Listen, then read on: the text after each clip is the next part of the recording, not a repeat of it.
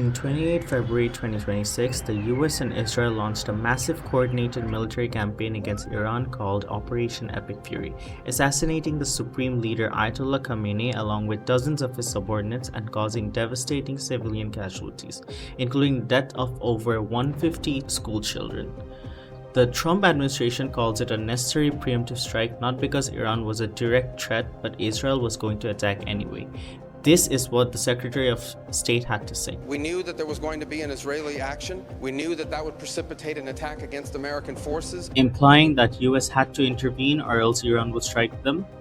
The imminent threat was that we knew that if Iran was attacked, and we believed they would be attacked, that they would immediately come after us. We went proactively in a defensive way. The sheer scale of the assault of the devastating US-Israeli military campaign in Iran is facing intense global scrutiny, raising questions from international watchdogs and legal experts. What was the true justification of this war?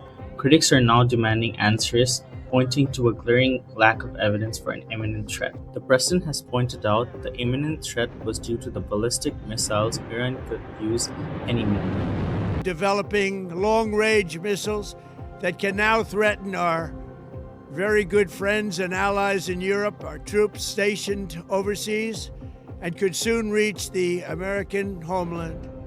However, the Defense Intelligence Agency itself previously projected that the Iranian long-range missiles capable of hitting the US were nearly a decade away. My view of this current war against Iran is that Iran did not pose a threat to the United States. Their ballistic missiles did not have the capability to reach the United States.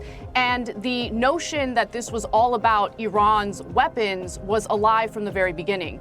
Beyond the exaggerated missile warnings, the administration constantly prefaced the fact that Iran was preparing nuclear weapons that were almost done, which has been a recurring narrative from the Israel regime for years.